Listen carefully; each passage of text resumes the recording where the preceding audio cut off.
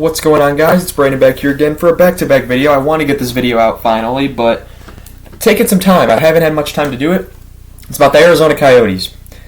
The Coyotes are officially moving to Salt Lake City, Utah. This has kind of been a timeline of events that so much information came out since Wednesday. Wednesday, just everything broke through. I wrote an article on it for school. It was the fact that I was allowed to is crazy, but it's been huge. Came out for one that the Coyotes weren't paying their hotel bills this year. We saw this with their arena back in Glendale. We'll get to there.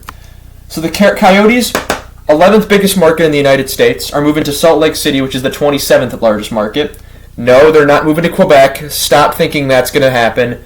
Firstly, they need a Western team. Secondly, there's other priorities first. You want to get into the markets that are untapped. Quebec is a tapped market. You go there when you go to 36 teams, if anything. So, it's been rumored that Salt Lake City and Colorado will move to the Pacific, while Calgary and Edmonton will move to the Central. I hope not. I think that's a very stupid decision. They should just keep Salt Lake in the, whatever they're going to be called, in the Central.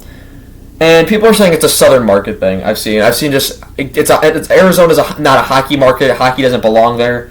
So that's like saying it doesn't belong in Tampa, Florida, Carolina, Washington, Dallas, Anaheim, LA, San Jose, Vegas, Nashville, to somewhat extent St. Louis, and Atlanta, which is the 7th largest market in the U.S., but Atlanta we know will be getting another team eventually. They've had 2 teams in the past.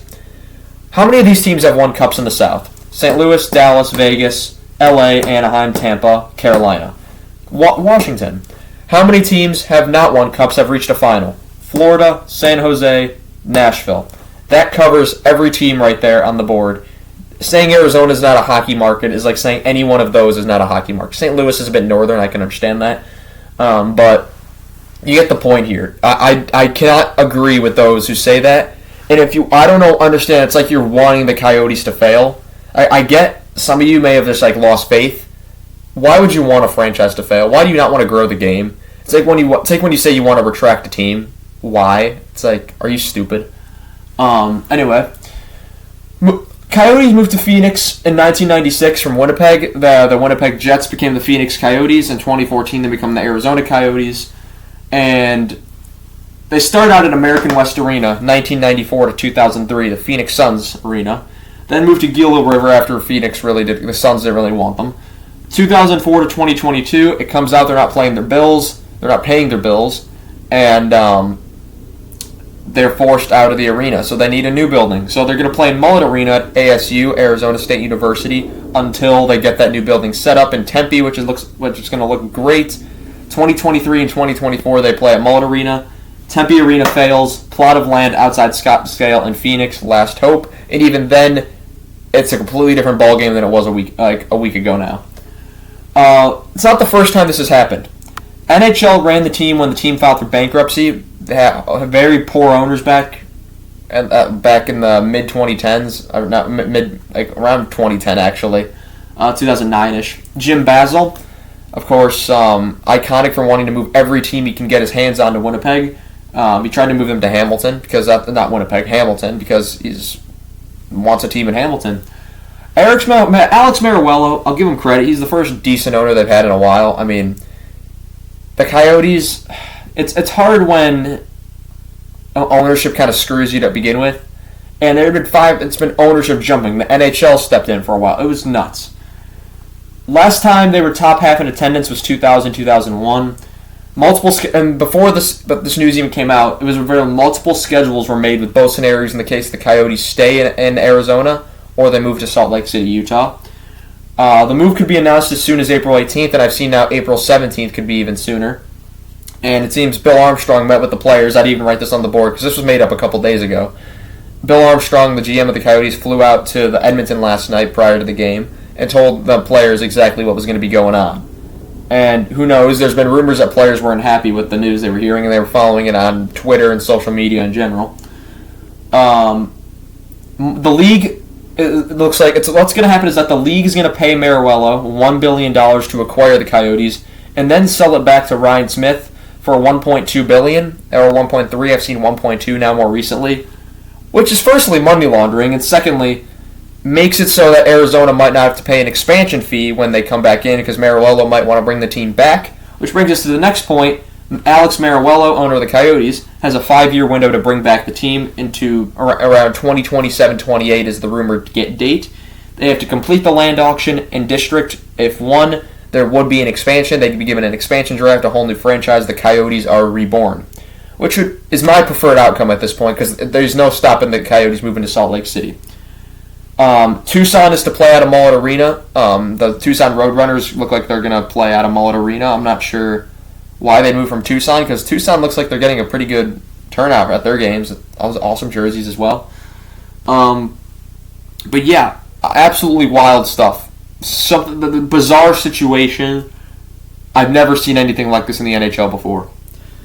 I don't think it's ever happened in a sport before, to be honest.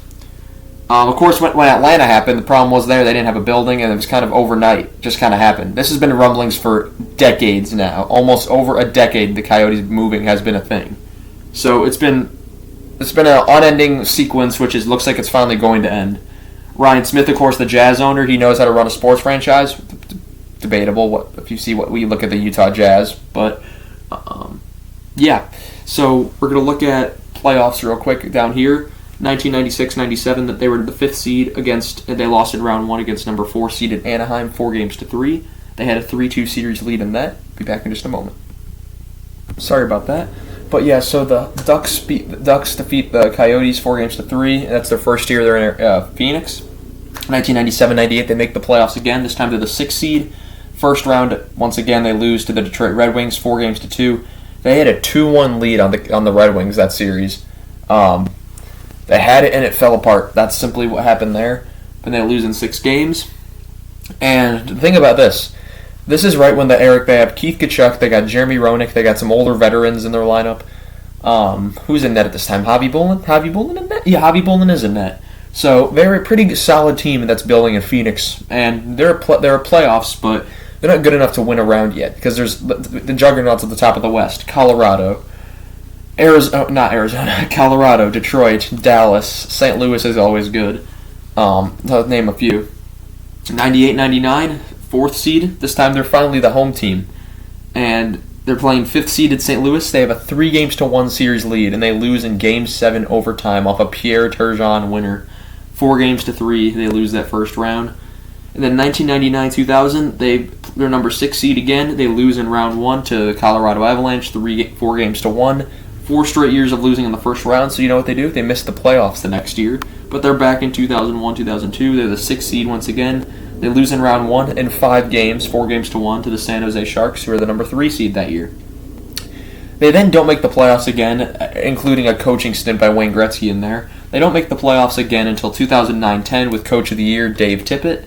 2009-10, they're the number 4 seed in the West. First 50-win season in Coyotes history. And they're the higher seed, and they're playing, guess who? The Detroit Red Wings. So they're the number 4 seed going up against number 5, and they lose in 7 games. They had a 2-1 series lead, and then Detroit's veterans just kind of kicked the you-know-what out of them. 2010-11, they make the playoffs for back-to-back years. I'm telling you, the Coyotes were good at points, and they're like right when they came in, they were good. They had a bit of a rebuild. They were good again here for these 3 years, and then it all falls off afterward. But they get good spurts. It just doesn't last that long, and they don't get that far. So that's why people look at them as negative. Even though when these playoff runs were happening, I remember seeing them. The building was full every single night when they had these playoff runs. But, 2010-11, they're the number 6 seed going against the number 3 seed, which is Detroit. And they're swept. 4-0. So that's the 3rd time Detroit's beating them. And they would never beat them ever. 2011-12, it's the big year. They're the number 3 seed. They win the Pacific in a very bad Pacific division. And yet they're the two teams that come out of the Pacific that year in the Western Conference.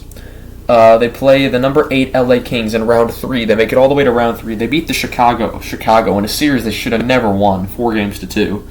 And then they beat Nashville 4-1. So in 6 games, in 5 games, they're on against the number 8 LA Kings. It looks like the Coyotes might go to the final. They go down 3-0. They win Game 4. They lose Game 5. The Kings beat them in 5 games in overtime. They don't make the playoffs again then until 2019-20 after that run. They're the number 11 seed in the Western Conference, but they expanded playoffs. They get in and they beat Nashville in the play-in round 3-1, and they were the number 6 seed. And then so they reseed. They're the number 7 seed, and they play number 2 Colorado. Darcy Kemper tries to rally his troops, but they get decimated by Colorado. I believe games 4 and 5 are back-to-back 7-1 losses or something like that. But yeah, this shows there was points of success in the Arizona market. There was definitely a lot of issues with ownership, but I never would really consider it the problem on the ice. It was the management that was the entire problem. Ownership was terrible, and that's what kind of caused the downfall of this team. And it's a shame because I have a Coyotes jersey now, and they're not even going to be in existence.